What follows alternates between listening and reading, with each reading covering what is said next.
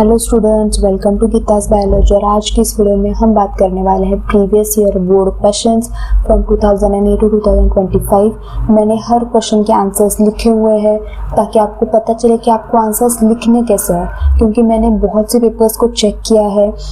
Mid term हो गए, unit test हो गए, बोर्ड के हो गए। बहुत से बच्चों को पता होता है, मतलब देखते ही पता चलता है कि उन्हें पता है, उन्होंने पढ़ा हुआ है, लेकिन वो प्रेजेंट ठीक से नहीं कर पाते हैं, जिसकी वजह से उनके मार्क्स चले जाते हैं। और वही मुझे भी एक रिग्रेट होता है कि काश इन बच्चों को पता होता कि उन्हें आंसर्स लिखने कैसे हैं। तो प्रॉब्लम आपका यहीं पे आता है, क्योंकि आपने 2 साल नीट की तैयारी की हुई है, वहाँ पे प्रेजेंटेशन इतना मायने नहीं रखता है। आपके पास नॉलेज है, बात खत्म, आपको मार्क्स मिल जाएंगे। लेकिन यहाँ पे नॉलेज के साथ साथ आपका प्रेजेंटेशन भी मायने रखता है कि आप लिखते कैसे हो, आप प्रेजेंट कैसे कर रहे हो, आप हर पॉइंट एक्सप्लेन कैसे कर रहे हो। ठीक है, तो फर्स्ट ऑफ ऑल तो आपकी हैंडराइटिंग अच्छी होनी चाहिए, यहाँ तो है। बाकी आपको ये भी है कि आपको लिखना कैसा है, उतने ही पॉइंट में आप कैसे एक्सप्लेन कर रहे हो। ठीक है, तो हम इस सीरीज में वही बात करने वाले हैं। और आज हमारा टॉपिक है reproduction in lower and higher animals या ह्यूमन रिप्रोडक्शन, जो आपको 6 मार्क्स के लिए पूछा जाता है in board exams. 8 marks with option में आपको पूछा जाएगा। ठीक है, तो बहुत इंपॉर्टेंट टॉपिक है। अगर आपने बोर्ड वाइज इसे पहले पढ़ा नहीं है तो आप अभी पढ़ सकते हैं। आप इतने क्वेश्चन भी अगर आपने कर लिए ना, तो मैं आपको गारंटी दे रही हूँ कि आपको मार्क्स अच्छे जरूर मिलेंगे। तो पहला हमारा टॉपिक है मेल रिप्रोडक्टिव सिस्टम, क्योंकि इससे क्वेश्चंस बहुत आते हैं। ठीक है, उससे क्वेश्चंस आपको कौन से सब टॉपिक से आएंगे, टेस्टिस से आएंगे, गैमेटोजेनेसिस से आएंगे, structure and system and diagram तो आपको करना है, डायग्राम आपको नहीं भूलना है। तो हम क्वेश्चंस पहले देखते हैं। Draw neat label diagram of TS of testis. आपको मार्च 2008 अक्टूबर 2009 2 मार्क्स के लिए पूछा गया था। With the help of suitable diagram describe TS of testis, ये मार्च 2008 को पूछा गया था। वो भी 4 मार्क के लिए पूछा गया था, क्योंकि यहाँ पे आपको डिस्क्राइब करना है, यानी कि उसकी इंफॉर्मेशन देनी है। Sketch and label seminiferous tubules as seen in TS of testis, घुमा फिरा के वही 2013 को 2 मार्क्स के लिए पूछा था। और यहाँ पे बच्चे बड़े कंफ्यूज हुए थे, सेमिनिफेरस ट्यूब्यूल्स और ये टीएस ऑफ टेस्टिस ये क्या अलग अलग नहीं, एक ही है। डायग्राम आपको एक ही निकालनी है। ठीक है, डायग्राम आपने ऐसे निकालिए, कौन से पॉइंट्स इसमें आपको लिखने हैं। पहली बात तो आपको एक सेमिनिफेरस ट्यूब्यूल ड्रॉ करना है, कंपलसरी है। उसके बाद आपको जर्मिनल एपिथेलियम ये करना है, मार्क करना है, वो तो कंपलसरी है। सर्टोली सेल्स करना है, ये भी कंपलसरी है। और इंटरस्टिशियल सेल्स, बाकी के ये बेसमेंट लेयर, ट्यूनिका एल्ब्यूजिना या कनेक्टिव टिश्यू, ये स्पर्म बंडल, ये लिखना इतना कंपलसरी नहीं है। कौन सा कंपलसरी है? Sertoli cells, seminiferous tubules, germinal epithelium and interstitial cells. बाकी की चीजें हम देख सकते हैं। ठीक है, और आपको अगर आया कि डिस्क्राइब करो, आपको ये डिस्क्राइब सिर्फ 2 मार्क्स के लिए भी पूछा जा सकता है, वैसे क्वेश्चंस भी बता सकते हैं। तो लोकेशन में आप क्या लिखोगे? पहले आप लिखोगे लोकेशन, यानी कि टीएस ऑफ टेस्टिस कहाँ पे, मतलब टेस्टिस कहाँ पे होते हैं। लोकेशन में आप क्या लिखोगे? Located in scrotum in lower abdominal cavity. Shape क्या है टेस्टिस का? Oval in shape. डायमेंशन क्या लिखोगे? आपको लर्न करना पड़ेगा बच्चों, ये आपको पूछा जा सकता है। ऑब्वियसली आपने नीट के लिए किया ही होगा। डायमेंशन लेंथ कितना होगा? 4 to 5 सेंटीमीटर। विड्थ कितना होगा? 2 to 3 सेंटीमीटर। थिकनेस कितना होगा? 2 to 3 सेंटीमीटर। उसके बाद इसका फंक्शनल यूनिट क्या है? Seminiferous tubule. सेमिनिफेरस ट्यूब्यूल्स के पास क्या है? 2 सेल्स है, एक तो स्पर्मेटोगोनिया, एक तो सर्टोली सेल्स। स्पर्मेटोगोनिया क्या करता है? फॉर्मेशन ऑफ स्पर्म करता है। सर्टोली सेल्स क्या करता है? Nourishment to sperm. अगर आप देखोगे तो सिर्फ 5 पॉइंट पे ही, ये अगर आप ये 2 भी लोगोगे तो 7 पॉइंट, यानी कि 5 पॉइंट में ही हमने सब कुछ एक्सप्लेन कर दिया है। और अगर ऐसे देखेगा ना एक्सटर्नल, तो उसे पता चलेगा कि हाँ, इस बच्चे ने लोकेशन भी कवर किया है, इस बच्चे ने शेप भी कवर किया है, इस बच्चे ने डायमेंशन भी कवर किया है, इस बच्चे ने 2 सेल्स भी कवर किए हैं। तो वो बिना देखे आपको 2 मार्क्स, अगर सिर्फ डिस्क्राइब होगा, अगर ये डायग्राम भी होगा तो देखते आपको 4 मार्क देके आगे चले जाएंगे, क्योंकि आपने सारे पॉइंट कवर किए जो दिख रहे हैं। यानी कि आपका मतलब एक फर्स्ट साइट में ही आपको सारे पॉइंट्स उस एक्सटर्नल को दिख रहे हैं, तो दिखने में अच्छा दिखता है, प्रेजेंटेशन अच्छा होता है और आपको मार्क्स जरूर से मिलेंगे। ठीक है, यही चीजें हैं जो बच्चे भूल जाते हैं, उन्हें बताता कोई नहीं है, जिसकी वजह से उन्हें मार्क्स नहीं मिलते हैं। ठीक है, describe TS of human testis, explain the process of spermatogenesis. आप देख सकते हो यहाँ पे भी डिस्क्रिप्शन दिया है, वापस उन्होंने क्या कहा है कि explain the process of spermatogenesis. तो ये आपको मार्च 2017 में 7 मार्क को पूछा गया था, यानी कि ऑब्वियसली अब 7 मार्क्स के क्वेश्चंस नहीं आते, डरने की बात नहीं है, लेकिन 2017 में आपको 7 मार्क के लिए क्वेश्चन पूछा गया था। 25 में सिर्फ प्रोसेस ऑफ स्पर्मेटोजेनेसिस था जो 4 मार्क के लिए पूछा गया था, ठीक है। उसके बाद आपको पूछा गया था what is spermatogenesis, draw neat label diagram of spermatogenesis. ये आपको मार्च 2023 को पूछा गया था 4 मार्क्स के लिए। तो ऐसे सारे क्वेश्चंस आपको पूछे जा सकते हैं, उस पर आपको आंसर कैसे लिखना है, आप ये जो मैंने ऊपर का आपको समझाया स्ट्रक्चर या डिस्क्रिप्शन आप कैसे लिख सकते हैं। स्पर्मेटोजेनेसिस में आप क्या लिखोगे, प्रोसेस ऑफ स्पर्मेटोजेनेसिस तो लिखना ही है। पहले आप लिखोगे डेफिनेशन, ये बच्चे नहीं लिखते हैं, मैंने इतने सारे पेपर्स में देखा है। स्पर्मेटोजेनेसिस में डायरेक्टली वो लिखेंगे spermatogenesis is divided into 3 stages, यहीं से उनका आंसर स्टार्ट होता है। लेकिन ये जो 2 लाइन है, मतलब ये भी आपको पता ही होगा, जो आपको मार्क्स दे के जाएंगे, मैं आपको बताती हूँ कैसे। The process of formation of male gamete from germinal epithelium of testis is called as spermatogenesis. ये लाइन तो हमें पता ही होगी, क्या लिखना है हमें, the process of formation of male gamete from germinal epithelium of testis is called as spermatogenesis. ये हो गया। उसमें हम लिखेंगे हार्मोन्स, कौन से हार्मोन इन्वॉल्व है पहले ही लिखना है आपको, बाद में ये नहीं लिखना है, पहले ही लिख के बस छोड़ देना है। मतलब एक्सटर्नल को पता चल जाएगा क्या इस बच्चे ने स्पर्मेटोजेनेसिस पढ़ा हुआ है, इसे पता है।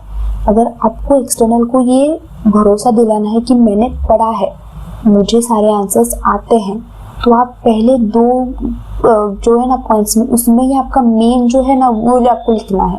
जैसे हार्मोन्स हो गया, डेफिनेशन हो गया, क्योंकि ये 2 चीजें ऑब्वियसली गोनाडोट्रोपिन हार्मोन हाइपोथैलेमस से क्या करेगा, FSH LH रिलीज करेगा from anterior lobe.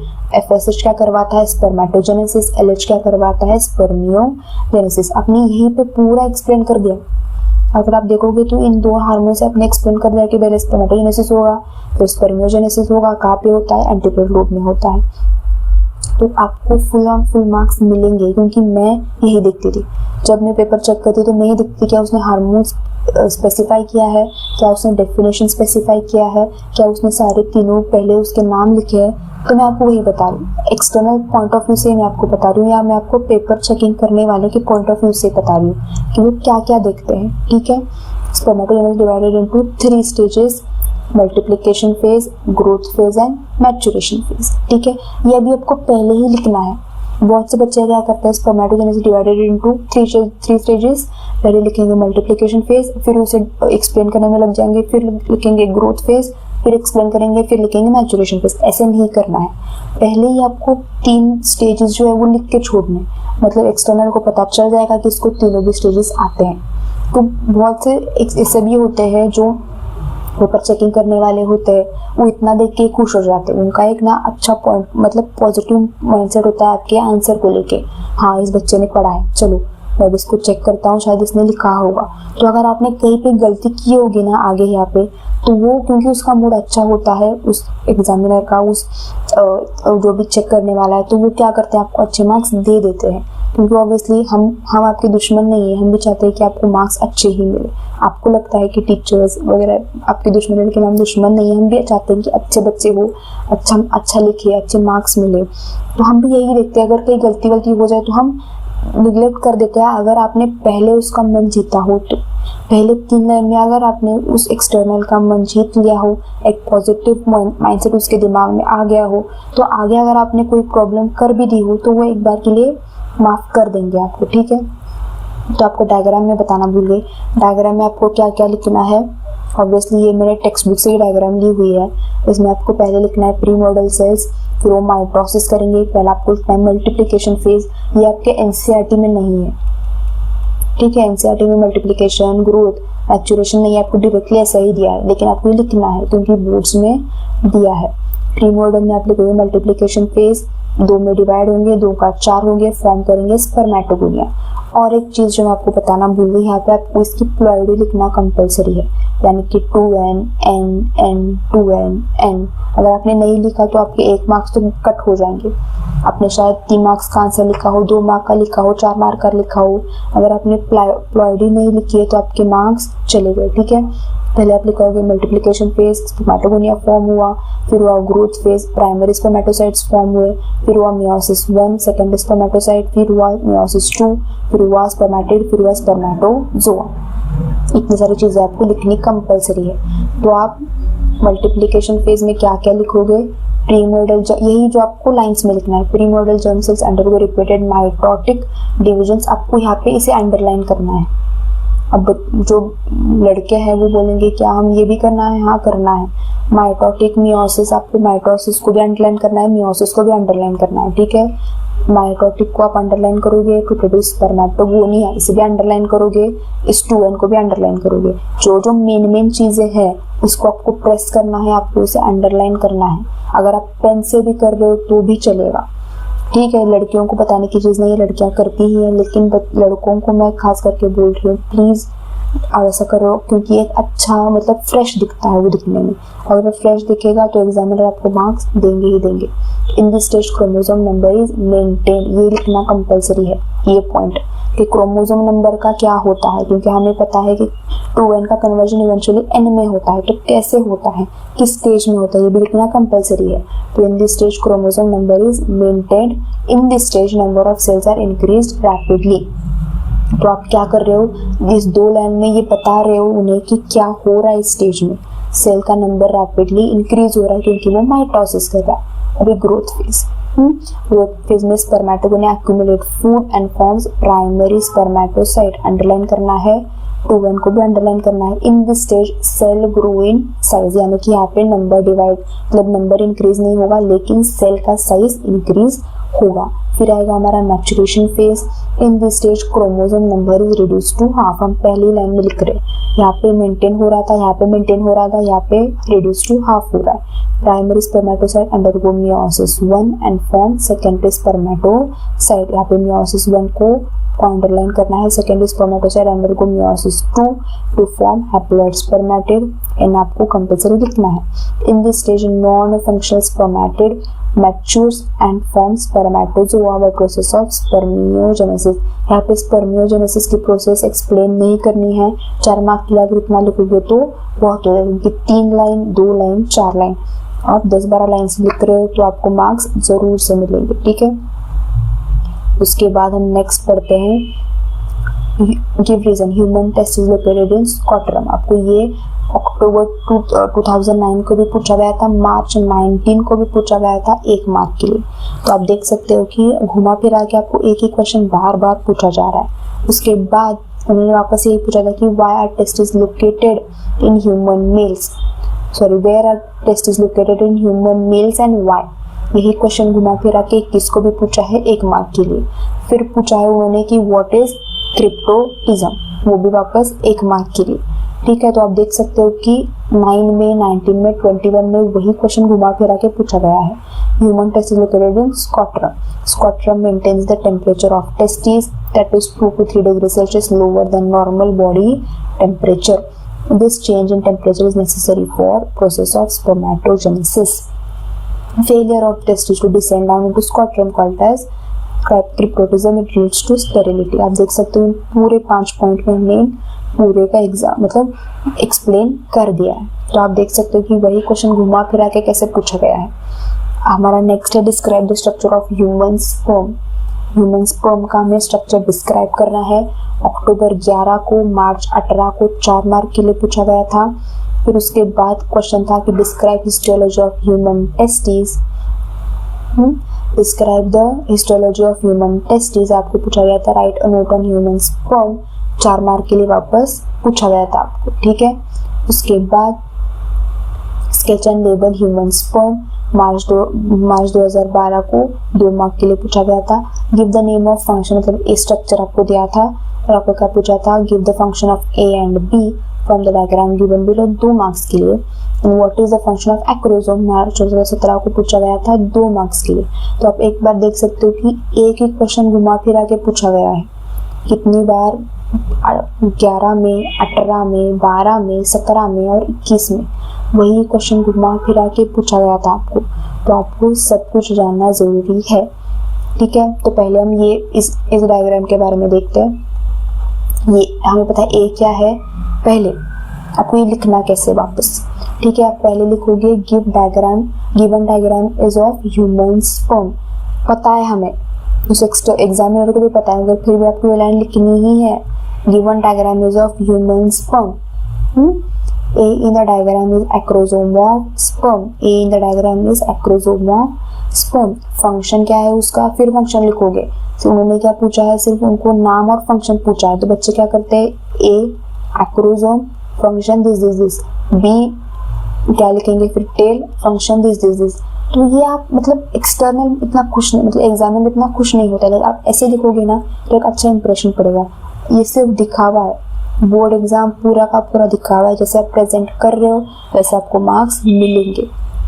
Given diagram is of human sperm हो गई बात। A in the diagram is acrosome of sperm, function क्या है, penetration of sperm into oocyte और ovum. B in the diagram is tail of sperm, it gives motility to sperm and help in the transport of sperm into female reproductive system. ये सारी बातें हो गई, आपको इसमें 2 मार्क्स मिल जाएंगे। अगर आपको डायग्राम निकालनी है तो आपको पूरा निकालना पड़ेगा, वापस क्या क्या आपको नोट मतलब क्या करना आपको लिखना पड़ेगा, वो है acrosome, nucleus, head, middle piece, tail, उसके बाद डिस्टल सेंट्रियोल, प्रॉक्सिमल सेंट्रियोल और माइटोकॉन्ड्रिया। ये प्रिंसिपल पीस, एंड पीस इतना इम्पोर्टेंट नहीं है। ठीक है, उसके बाद हम स्ट्रक्चर के बारे में पढ़ते हैं। स्ट्रक्चर में आप पहला पॉइंट क्या लिखोगे, it is functional male gamete, यानी कि sperm is functional male gamete. ये क्या है, मोटाइल है, माइक्रोस्कोपिक है, इलोंगेटेड सेल है। आप स्ट्रक्चर में लिख सकते हो, स्ट्रक्चर का पॉइंट करना है और वापस ये point it is motile, microscopic and elongated cell लिख सकते हो। यहाँ पे आप प्लॉइडी एक एक्स्ट्रा पॉइंट कर सकते हो और it is haploid in nature, ऐसे आप लिख सकते हो। यहाँ पे क्या लिखोगे, स्ट्रक्चर, यहाँ पे क्या लिखोगे, ploidy. Human sperm is divided into 3 parts, पहला पार्ट हेड, दूसरा पार्ट मिडल पीस, तीसरा पार्ट टेल। सर आपको कहा हेड पार्ट शेप क्या है उसका, ओवल शेप है। हेड के पास 2 ऑर्गेनेल्स है, न्यूक्लियस, एक्रोसोम। मैंने यहाँ पे बहुत सारे पॉइंट्स दिए हैं, लेकिन आपको इतना लिखना कंपलसरी नहीं है। इसमें से सिर्फ अगर आप 2 पॉइंट्स भी लिख लो तो भी बहुत है। आप बोलोगे कि मैडम 4 मार्क के हम इतना सब कुछ कहाँ लिखते बैठे, जरूरी नहीं है। मैंने आपको मतलब क्या कह सकते हैं कि इतने ऑप्शंस दिए हैं, इन ऑप्शंस में से आप कोई भी 2 ऑप्शन लिख सकते हो जो आपको याद रहे। सब कुछ आना जरूरी है ऐसा नहीं है, ऐसा कोई भी एग्जामिनर एक्सपेक्ट नहीं करता है कि आपको सब आप लिखने लिखा है। जितना पूछा गया है उतना 2 मार्क 3 मार्क मतलब 2 पॉइंट 3 पॉइंट में जितना आप लिख सकते हो उतना लिखो। यहाँ पे 2 पॉइंट्स में ये कवर कर सकते हो या ये कवर कर सकते हो, ये 2 पॉइंट्स, बात खत्म।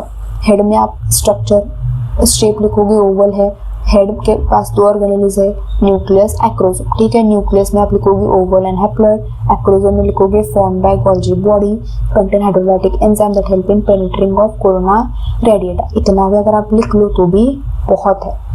ठीक है, और एक चीज़ जो मैं बताना भूल गई, ये एक्चुअली आपके लिए नहीं, जो मराठी मतलब जिनकी मदर टंग मराठी उनके लिए है, की तुमच्यासाठी मी ऑलरेडी एक व्हिडिओ बनवलेला आहे बाळांनो मराठी लँग्वेजमध्ये, तुम्ही तो बघू शकता। हा फक्त हिंदी वाल्यांसाठी है। ठीक है, तो मुझे इतना ही बताना था उन्हें। उसके बाद मिडल पीस में आप क्या क्या लिखोगे, it has axial filament surrounded by 10 to 3 spiral turns of mitochondria. यानी कि मिडिल पीस में आप भी लिख सकते हो या फिर फंक्शन लिख सकते हो। अगर आपको बहुत ज़्यादा टाइम कम है तो आप ये लिख सकते हो, provide energy for movement of sperm, इतना लिख के भी बात खत्म कर सकते हो।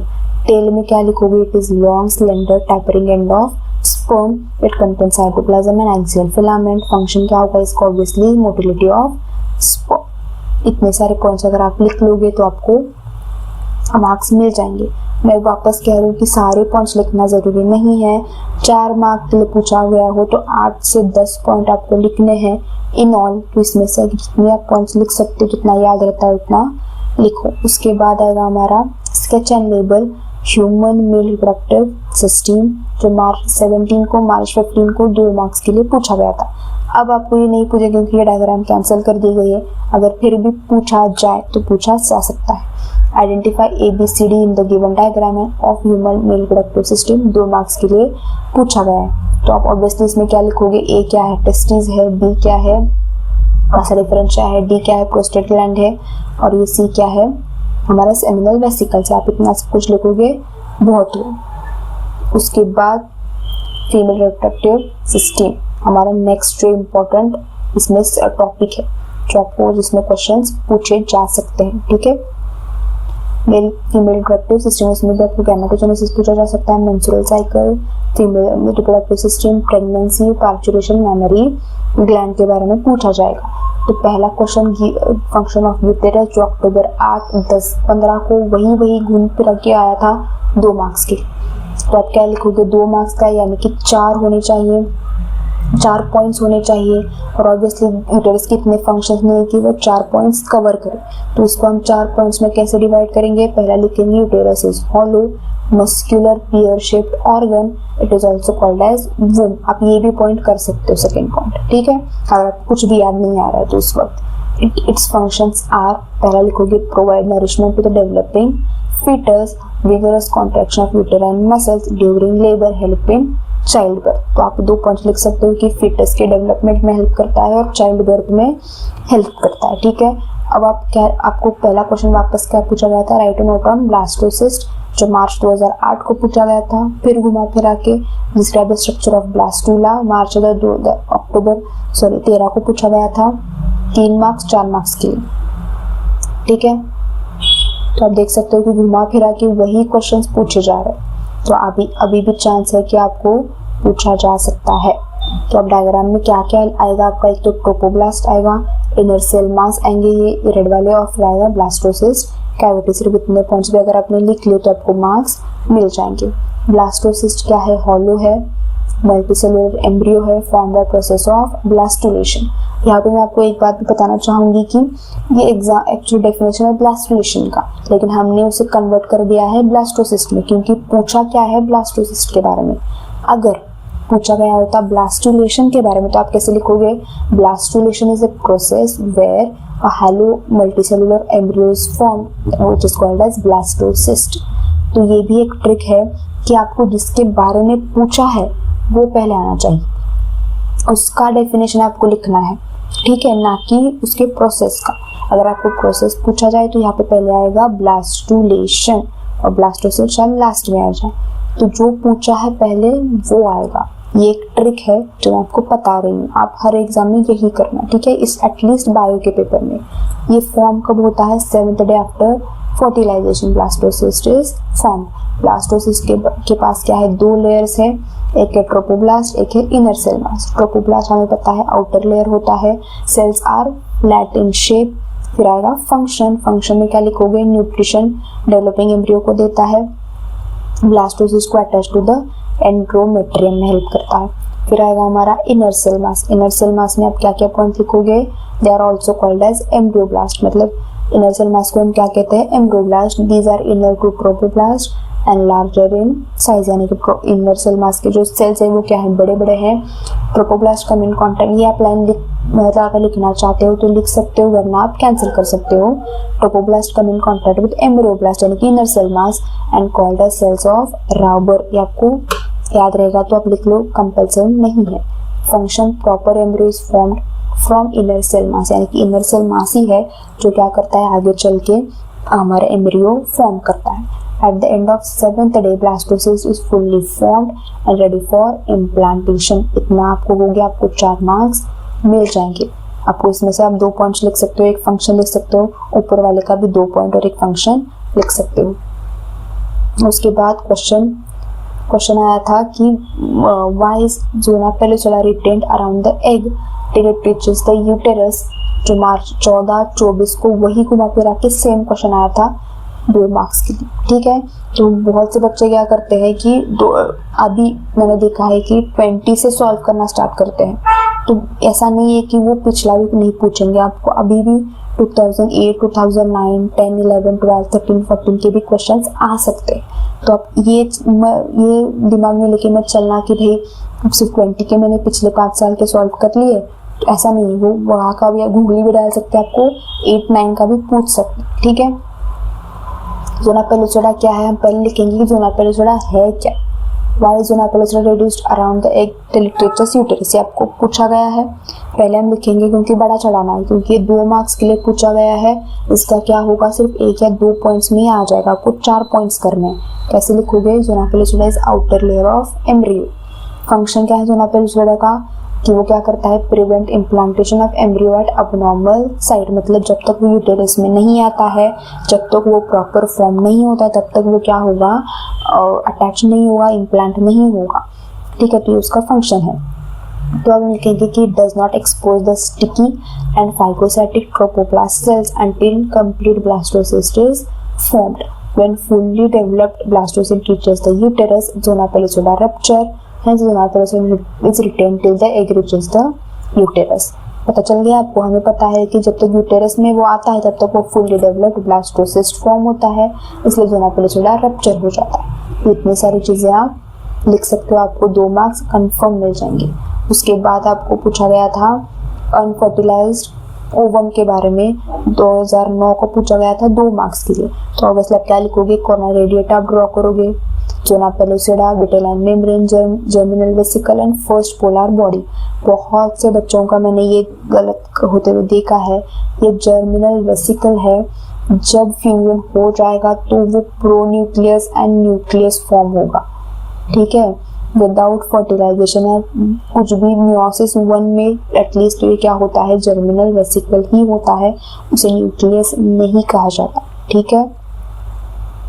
तो हमें क्या पता है, unfertilised ovum, unfertilised egg is released या ओव्यूलेटेड कब होता है, 14th day of menstrual cycle. यहाँ से आप स्टार्ट करोगे, यानी कि ओव्यूलेशन में ही क्या होगा, ये एग रिलीज हो जाएगा। साइज क्या है, अप्रोक्सीमेटली 0.11 इन साइज। शेप क्या है, राउंडेड है, नॉन मोटाइल है। कैरेक्टरिस्टिक्स में क्या लिखोगे आप, जितना आप याद रख सकते हो उतना लिखो। मैंने सारे पॉइंट्स कवर किए हैं, इसमें से आपको जितना याद रहे लिख सकते हो। It is non cleidoic without shell, यानी कि में शेल नहीं होता है, जैसे मुर्गी के अंडों में के ऊपर एक शेल होता है व्हाइट कलर का, वैसे ह्यूमंस में नहीं होता। वो माइक्रोलेसिकल है, as yolk is present in very small quantity. आपको यही घुमा फिरा के मार्च 19 में पूछा गया था 1 मार्क के लिए, गिव रीजन के लिए कि माइक्रोलेसिकल है, ह्यूमन एग इज माइक्रोलेसिकल क्यों है, क्योंकि यहाँ पे ओ क्या है, प्रेजेंट इन स्मॉल क्वांटिटी, ठीक है। स्ट्रक्चर में आप क्या क्या लिखोगे, इसका स्ट्रक्चर मतलब यानी कि ये पूरे अनफर्टिलाइज्ड एग का न्यूक्लियस कैसा है, उसका large haploid called germinal vesicle, nucleus is formed a type of fertilisation. ये गलती बहुत करते हैं बच्चे, मार्क्स गवा देते हैं। Cytoplasm it is called as ooplasm, it is without centriole, क्योंकि सेंट्रल कहाँ से आता है, मेल से आता है। एग कवरिंग, एग के ऊपर की covering, egg membrane, it is called as vitelline membrane. ऐसे आप 1 लाइन अभी लिख सकते हो क्योंकि आपने ऑलरेडी 4 पॉइंट्स कवर कर चुके हैं। Zona pellucida, it is outer covering to the egg membrane, it is non cellular glycoproteinous membrane secreted by the egg membrane, क्योंकि एग मेम्ब्रेन ने क्या करा, ज़ोना पेलुसिडा तैयार करा। आप इतने सारे पॉइंट्स कवर कर सकते हो।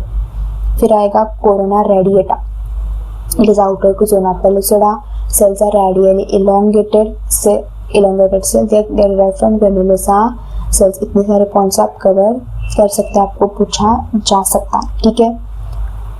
oogenesis, ठीक है, oogenesis पूछा नहीं गया इतना, मार्च सिर्फ 13 को ही पूछा गया था, उससे पहले भी पूछा गया था शायद, मैं भी यहाँ पे लिखना भूल गई 4 मार्क्स के लिए। तो अभी आपको पूछा जा सकता है, ठीक है, हाई चांसेस है, क्योंकि थोड़ा सा क्या है, oogenesis आपको हमेशा मैं कह रही हूँ 4 मार्क्स के लिए आएगा, क्योंकि ये थोड़ा सा कॉम्प्लेक्स है, क्योंकि 2 बार ही अटक जाता है, तो थोड़ा सा कॉम्प्लेक्स है।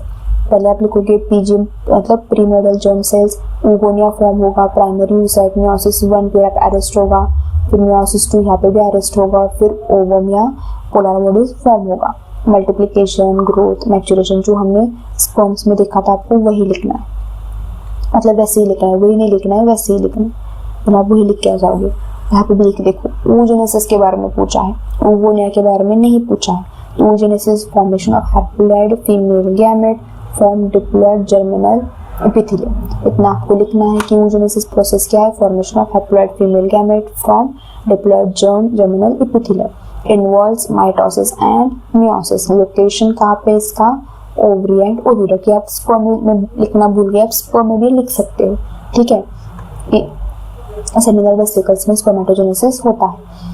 हार्मोन्स में आप क्या क्या लिखोगे, GnRH, LH, FSH, estrogen, progesterone, ये हार्मोन्स आते हैं। स्टार्ट कब होता है, एम्ब्रियोनिक स्टेज में, एंड कब होता है, फर्टिलाइजेशन में। लोकेशन में आपको ओविडक्ट ये बताना भूलिए, ओविडक्ट लिखना कंपलसरी है क्योंकि यहाँ पे ये ओविडक्ट में भी होता है, क्योंकि जो लास्ट है, लास्ट मियोसिस 2 है, वो ओविडक्ट में, फैलोपियन ट्यूब में आफ्टर फर्टिलाइजेशन होता है।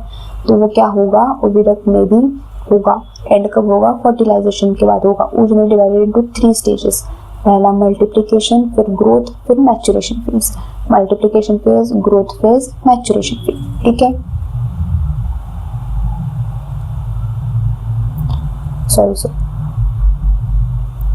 मल्टीप्लिकेशन फेज में आपको वही दो लाइन ही लिखना है। Primary germ cells undergo repeated mitotic division to form gamete mother cell, यानी कि प्राइमरी जर्म सेल्स क्या हो जाएंगे, undergo repeated mitotic division to form gamete mother cell. Mitotic को आपको अंडरलाइन करना है, गैमेट मदर सेल प्लॉइडिक को अंडरलाइन करना है।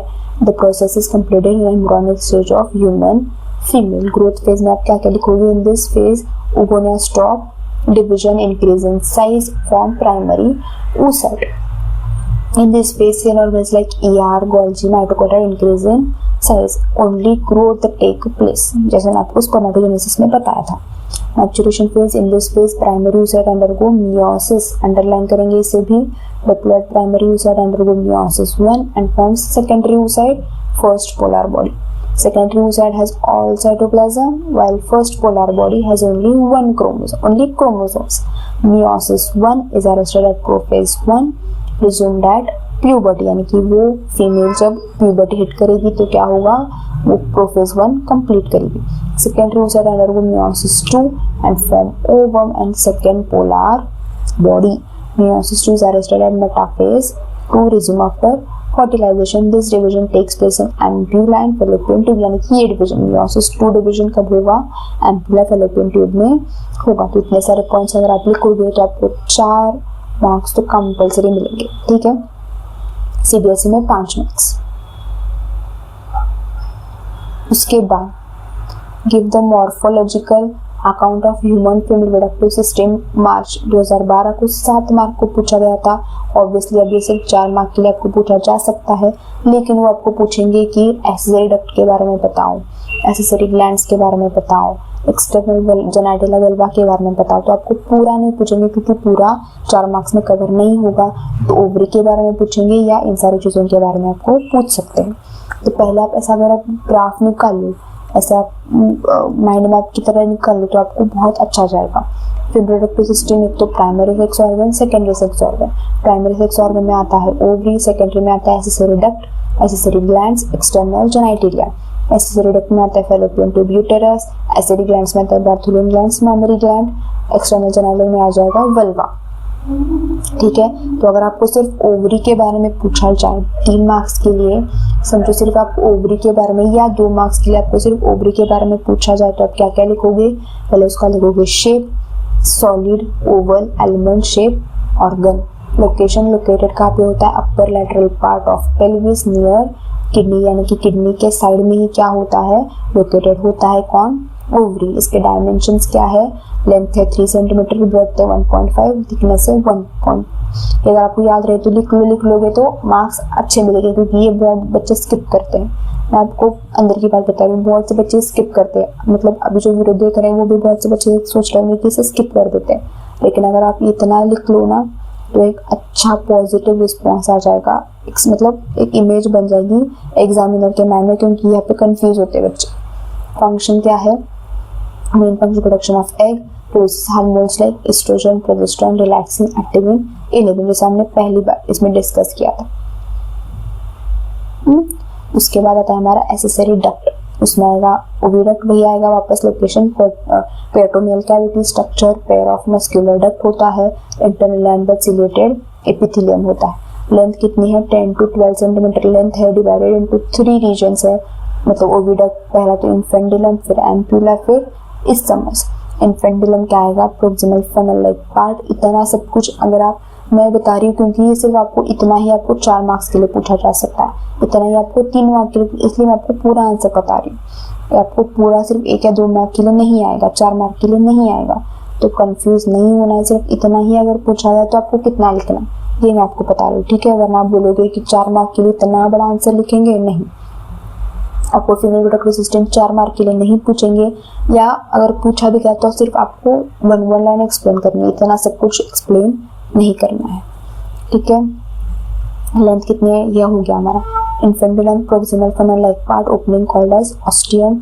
ऑस्टियम सराउंडेड किससे होता है, finger like process called as fimbriae. Function क्या होता है, movement of fimbriae and cilia. Cilia help in movement of egg to ostium. इतना लिखोगे, फिर आएगा हमारा एम्प्यूला। इट इज मिडल होता है long straight part of oviduct, ठीक है। या हमें पता नहीं ओविडक्ट होता है, यहाँ पे एम्प्यूला। थोड़ा सा फंक्शन क्या होता है, fertilisation of ovum takes place. It समझ फिर आएगा distal narrow part of duct opening into the uterus. इतना भी लिख लोगे तो आपको ओविडक्ट के लिए 3 मार्क्स 4 मार्क्स तो कंपल्सन भी मिल ही जाएंगे। उसके बाद आता है हमारा यूटेरस। यूटेरस में आपको क्या क्या लिखना है, यूटेरस थोड़ा सा बड़ा है तो ऑब्वियसली आपको 3-4 मार्क्स के लिए पूछा जा सकता है। कॉमनली क्या कहते हैं, वूम्ब कहते हैं। स्ट्रक्चर क्या है, हॉलो है, मस्कुलर है, पेयर शेप्ड है। लोकेशन कहाँ पे होता है, located above and behind the urinary bladder. उसके डायमेंशंस है, length 7 centimetre 7.5, breadth 5 centimetre, thickness 2.5 centimetre होता है। डिवाइडेड इनटू 3 पार्ट्स होते हैं, एक तो fundus, body and cervix. Uterine wall internally divided होता है 3 लेयर्स में। पहले तो पेरिटियम आउटर मोस्ट लेयर होता है, फिर आता है myometrium. It is made up of thick layer of smooth muscles. Vigorous contraction of this muscles cause labour. मतलब जितना लेबर पेन होता है उस वुमन को ड्यूरिंग डिलीवरी किसकी वजह से होता है, मायोमेट्रियम की वजह से। फिर आएगा हमारा एंडोमेट्रियम, ठीक है। The inner most layer is made up of stratified epithelium. देख रहे हो आप, मैंने 3 लाइन में पूरा एक्सप्लेन किया है। अगर आप इतना भी लिखोगे सिर्फ यूटेरस के लिए, ठीक है, सिर्फ यूटेरस अगर आपको पूछा जाए तो आपको यही इतना लिखना है, आपको मार्क्स मिल जाएंगे। innermost layer of stratified epithelium, richly supplied by blood vessels and uterine gland. Function provide nourishment to the development fetus. बात खत्म, ठीक है। उसके बाद आएगा हमारा एसेसरी ग्लैंड्स। पहले आता है बार्थोलिन्स ग्लैंड, फिर आता है मेमोरी ग्लैंड। ये आपको पूछा जा सकता है 3 मार्क्स के लिए। एक्सप्लेन द या गिव द स्ट्रक्चर या give the function of accessory glands. Right a note on accessory glands 3 marks के लिए। यह आपको पूछा जा सकता है 2 मार्क्स के लिए, 1 for Bartholin gland, 1 for mammary gland, ठीक है। It is homologous to bulbourethral gland of male. Function क्या है इसका, release lubricating fluid. Mammary gland, these are pair of rounded structures, location anterior thorax of pectoral region, 2 to 6th rib। ये आपको लिखना compulsory है, 2 to 6th rib उसका location, ठीक है। Development of memory gland occur at puberty under the influence of estrogen and progesterone. Prolactin helps in development of lactiferous tubules during pregnancy। सिर्फ ये 4 point memory gland में आपको 2 marks मिल जाएंगे। आपको वो एल्वियोलार वो सारा चीजें लिखने की जरूरत नहीं है, वो आपको कब पूछेंगे, लैक्टेशन में पूछेंगे कि मिल्क का रूट बताओ, तो आपको लिखना जरूरी है। बहुत से बच्चे मेमोरी ग्लैंड में वो लिख लेते हैं कि मेमोरी एल्वियोलार, मेमोरी डक्ट, वो सारी चीजें लिखना जरूरी नहीं है, आप टाइम वेस्ट करते हो। बहुत से बच्चों को पता ही नहीं होता है कि हमें आंसर लिखना क्या है। एक्सटर्नल वेंटिलेटरली आप क्या लिखोगे, वल्वा के बारे में लिखोगे, external to vagina called as vulva. It include vestibule, labia minora, clitoris, labia majora and mons, pubis. आपको ज्यादा से ज्यादा 1 मार्क के लिए पूछा जाएगा, इससे ज्यादा क्वेश्चंस नहीं आएंगे। फिर आया हमारा मेंस्ट्रुअल साइकिल, जो बहुत ज्यादा इंपॉर्टेंट है। मार्च 10 में 7 मार्क के लिए पूछा गया था। फिर आपको ये घुमा फिरा के कैसे पूछा गया था, देखो 10 के बाद डायरेक्टली टू मार्च 19 में पूछा गया था, तो आपको ऐसे लीप में पूछा जा सकता है, ठीक है। तो पुराने पीवाईक्यू उसको जरा भी हल्के में नहीं लेना है। तो क्वेश्चन देखो कैसे पूछा गया था। After puberty human female show cyclic changes in the reproductive system, यानी कि उसके रिप्रोडक्टिव सिस्टम में चेंजेस हुए हैं। Explain structural and hormonal changes in uterus. यानी कि यूटेरस के हार्मोनल एंड स्ट्रक्चरल चेंजेस जो उसके प्यूबर्टी के बाद आते हैं उसके एक्सप्लेन करो। यानी कि वो आपको घुमा फिरा के मेंस्ट्रुअल साइकिल ही पूछ रहे हैं। बहुत से बच्चों को समझ में ही नहीं आया था, मतलब बहुत से बच्चे एग्जाम होने के बाद मेरे पास आए थे कि मैम यहाँ पे बताओ, यहाँ पे पूछा गया है, तो मैंने उन्हें वही कहा था कि मेंस्ट्रुअल साइकिल है और कुछ नहीं है, वही है ना, डायरेक्टली बताओ ना। After puberty human female show cyclic changes in reproductive system, cyclic changes, तो क्या मेंस्ट्रुअल साइकिल ही? उन्होंने स्टेट दिया नहीं है, लेकिन घुमा फिरा के वही पूछा है। मार्च 19 को वो भी 7 मार्क के लिए पूछा गया था, अभी ज़्यादा से ज़्यादा 4 मार्क के लिए पूछा जा सकता है, ठीक है। तो मैंने यहाँ पे एक चार्ट के हिसाब से बनाया है, आप उस हिसाब से देख सकते हो। तो फेज है मेंस्ट्रुअल फेज, क्योंकि 4 मार्क के लिए भी आपको बहुत ज़्यादा एक्सप्लेन करने की ज़रूरत नहीं है। पहले आप लिखोगे फेज, फिर आएगा ड्यूरेशन, मतलब कितने का होता है, हार्मोन इफेक्ट, हार्मोन्स अंदर इफेक्ट की सिर्फ मार्च 2022 में पूछा गया था, यानी मार्च 22 में सिर्फ आपको hormones and effect of menstrual cycle का क्वेश्चन आया हुआ था, ठीक है। तो ऐसे भी क्वेश्चंस पूछ सकते हैं। तो उस वक्त ओवरी में क्या चेंज होता है और उस वक्त यूटेरस में क्या चेंज होता है, क्योंकि आप एक चेंजेस इन रिप्रोडक्टिव सिस्टम पूछा है, तो आपको कुछ भी पूछा जा सकता है, ठीक है। तो आप पहले क्या लिखोगे, menstrual cycle 3 to 5 days, progesterone and estrogen level drop, क्योंकि मेंस्ट्रुअल साइकिल में प्रोजेस्टेरोन एस्ट्रोजन नहीं होता, इसलिए क्या होता है, फिर ओवरी में क्या होगा, कॉर्पस लुटियम डिजेनरेट हो जाएगा, क्योंकि प्रोजेस्टेरोन एस्ट्रोजन तो है ही नहीं, तो कॉर्पस लुटियम डिजेनरेट, यानी मेरा कहने का मतलब ये है कि कॉर्पस लुटियम डिजेनरेट हो रहा है, इसलिए प्रोजेस्टेरोन का लेवल घट रहा है, इसकी वजह से एस्ट्रोजन का लेवल भी घट रहा है। यूटेरस में क्या क्या होगा, breakdown of endometrium, endometrium lining is 1 mm, ये लिखना भी कंपलसरी है क्योंकि ये आपको दिया है। तो breakdown of endometrium, endometrium lining is 1 mm, blood tissue and mucus is discharge, blood does not clot due to fibrinolysin, ये आपको गिव रीजन में पूछा जा सकता है। पूछा अब तक नहीं गया, लेकिन अभी पूछ सकते हैं 1 मार्क के लिए, जैसे वो 4 मार्क के नहीं होते क्या, 4 क्वेश्चन आते हैं आपको 1-1 मार्क के लिए, उसमें को गिव रीजन पूछा जा सकता है कि व्हाई मेंस्ट्रुअल ब्लड या menstrual blood does not clot, give reason, क्यों नहीं क्लॉट होता, फाइब्रोलाइसिन के बारे में, ठीक है।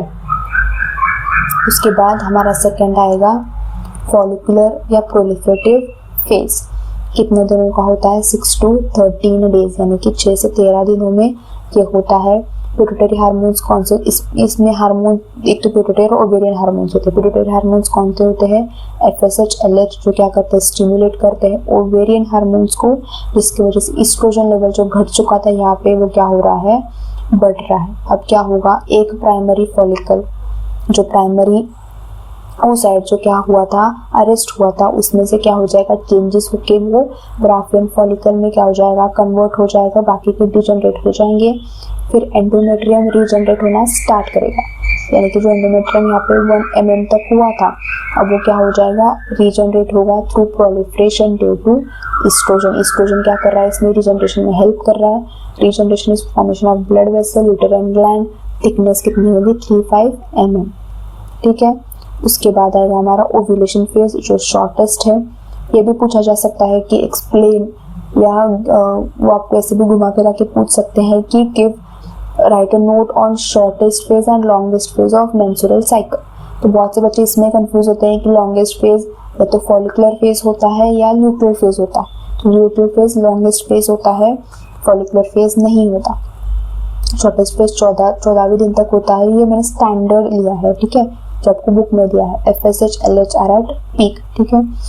उसके बाद रप्चर ऑफ ग्राफियन फॉलिकल जो यहाँ पे तैयार हुआ था, उसका रप्चर होगा, रिलीज ऑफ ओवम। उसके बाद क्या होगा, प्रोलिफरेशन ऑफ एंडोमेट्रियम कंटिन्यूज, यहाँ पे कुछ अलग नहीं होता है। उसके बाद ल्यूटल एंड सेक्रेटरी फेज, यानी कि जो लॉन्गेस्ट फेज है 15 से 28 दिन तक का होता है। प्रोजेस्टेरोन एस्ट्रोजन आर मेंटेन, यानी कि जितना बड़ा था वो मेंटेन हो चुका है। फॉलिकुलर ट्रांसपोर्टेड कार्पोस ल्यूटियम, जो फॉलिकल जो रप्चर होने के बाद जो फॉलिकल बचा था वो किस में कन्वर्ट हो जाएगा, कॉर्पस ल्यूटियम में।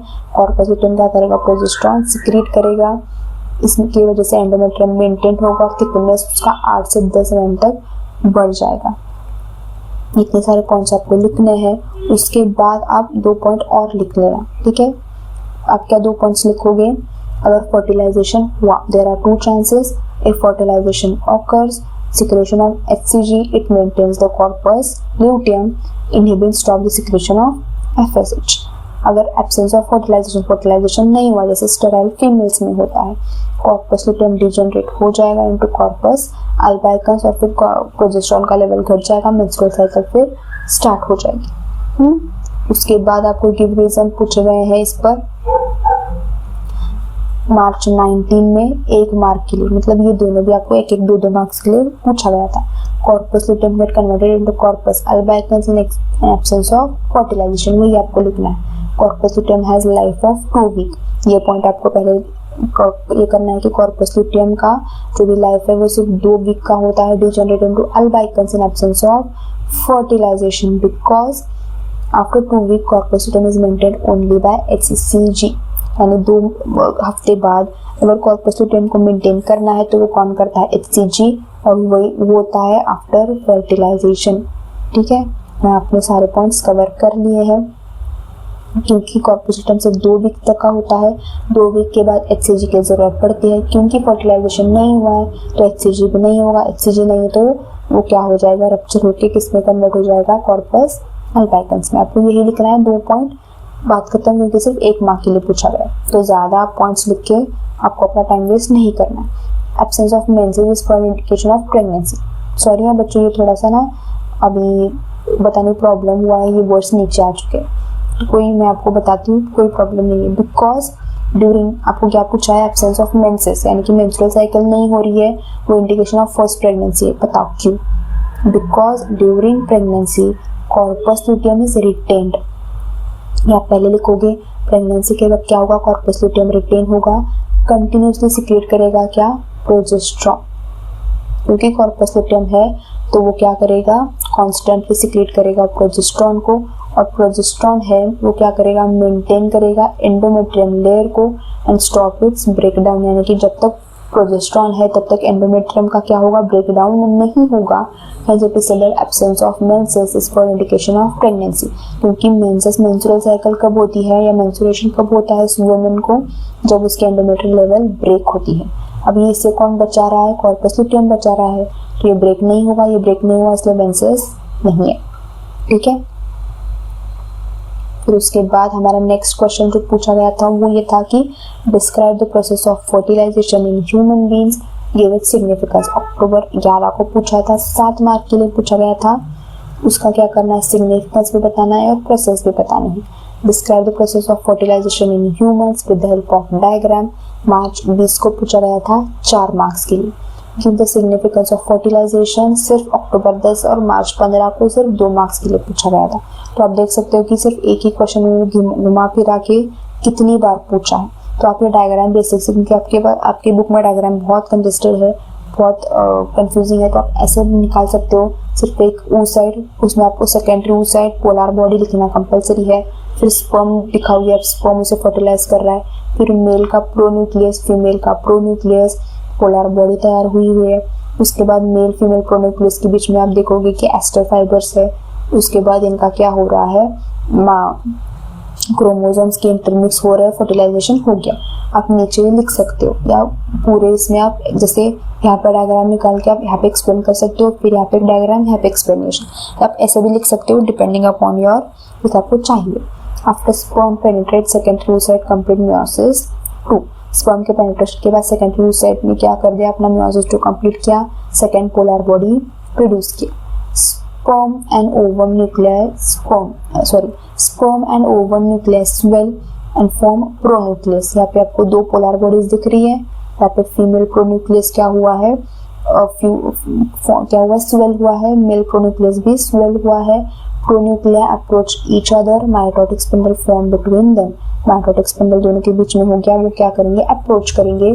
Chromosome of both pronucleus intermix, fertilization is accomplished। अगर आपको 2 मार्क्स के लिए पूछा जाए सिर्फ फर्टिलाइजेशन, तो आप इतना लिख सकते हो, डायग्राम के साथ आपको 2 मार्क्स मिल जाएंगे, 4 मार्क्स भी इस डायग्राम के साथ आपको मिल जाएंगे, एक्स्ट्रा करने की जरूरत नहीं है। उसके बाद आपको सिग्निफिकेंस लिखना है। सिग्निफिकेंस मैंने सेम जो आपका बुक में वही उठाया, मैंने यहाँ पे कोई अपने मन का कुछ नहीं किया, क्योंकि सिग्निफिकेंस में आप कुछ नहीं लिख सकते, जो भी बुक का है आपको वही लिखना है, तो हम इसमें टाइम वेस्ट नहीं करेंगे, आगे चलेंगे। उसके बाद define cleavage, describe the process of cleavage up to formation of morula, जो आपको मार्च 2009 में 4 मार्क्स के लिए पूछा था। फिर वही घुमा फिरा के explain the process of early cleavage to formation of morula आपको पूछा था जुलाई 16 में 4 मार्क्स के लिए। ठीक है, तो आप क्या क्या लिखोगे इसमें? It is process of early mitotic division of zygote. Again आपको लिखना है क्लीवेज के बारे में। पहले आप लिखोगे क्लीवेज का definition. It is process of early mitotic division of zygote into hollow multicellular blastula. Cells form by cleavage is called as blastomere. ये 2 पॉइंट अगर आप लिखोगे तो ऑब्वियसली क्या हो जाएगा, एक अच्छा इंप्रेशन पड़ेगा उस एग्जामिनर के ऊपर। In humans cleavage is holoblastic wherein whole zygote get divided, यानी कि हमारे पास जो भी हमारा जाइगोट है वो होल डिवाइड होता है, इसलिए हम उसे होलोब्लास्टिक कहते हैं।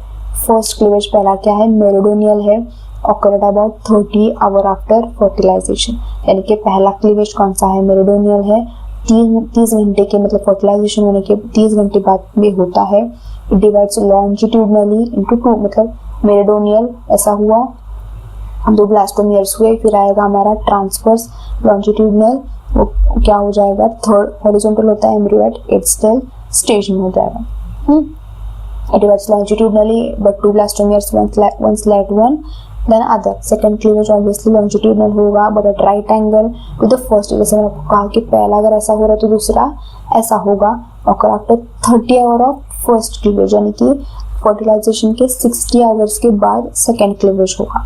थर्ड क्लीवेज हॉरिजॉन्टल होता है, embryo is in 8 cell stage, यानी कि अब तक थर्ड क्लीवेज के दौरान उसके 8 सेल स्टेज फॉर्म हुए होते हैं। At the end of 4th day after fertilisation embryo कितना होता है, 16 से 32, looks like mulberry, called has morula. इतने पॉइंट्स में हमने पूरा एक्सप्लेन कर दिया है। इसमें आपको 4 मार्क्स मिल जाएंगे, एक्स्ट्रा और एक्सप्लेन करने की जरूरत नहीं है। और इतना भी आपने कर दिया तो आपको मार्क्स जरूर से मिल जाएंगे। ठीक है, उसके बाद हमारा लास्ट है question. Describe the fate of 3 germinal layers in human embryonic development. अक्टूबर 9 को पूछा गया था, 2 मार्क्स के लिए। Give the fate of mesoderm, मार्च 16 को पूछा गया था, 2 मार्क्स के लिए। फिर मार्च 2023 को पूछा गया था, name the germinal layer from which the following organ develop, 2 mark के लिए पूछा था और आपको ऑर्गन्स के नाम दिए थे। ठीक है, तो यहाँ पे आप एक्टोडर्म लिखोगे, उसके जितने भी ऑर्गन है वो आप लिखोगे। ये भी मैंने पूरा टेक्स्ट बुक से उठाया है, तो इसमें एक्सप्लेन करने जैसी कोई चीज़ नहीं है। पहले आपको लिखना है obviously 3 germ layers are formed in the embryo by process of gastrulation. पूछा नहीं गया लेकिन लिखना कंपल्सरी है। Fate of the germ layers करके आप जितने भी आपको याद है, वापस मैं आपको कह रही हूँ कि आपको सब कुछ नहीं लिखना है, क्योंकि ये 2 मार्क्स के लिए पूछा है, तो आपको यहाँ पे सिर्फ 2 से 3 ऑर्गन, यहाँ पे 2 से 3 ऑर्गन, यहाँ पे 2 से 3 ऑर्गन, और यहाँ पे आपको कंपल्सरी इतने लिखने पड़ेंगे। तो 2 से 3 आप लिख सकते हो। ठीक है, यहाँ तक हमने कवर कर लिया है। इसके आगे का पार्ट हम और एक पार्ट में कवर करेंगे। उस पार्ट को देखने के लिए आपको इस चैनल को पहले सब्सक्राइब करना पड़ेगा। अगर ये आपको वीडियो इजी मतलब इस वीडियो से अगर आपको कोई हेल्प हुई है तो इस वीडियो को लाइक करो, इस चैनल को सब्सक्राइब करो। अगला वीडियो जल्दी आ रहा है तो इस वीडियो को भी ज़रूर देखना। ठीक है, थैंक यू।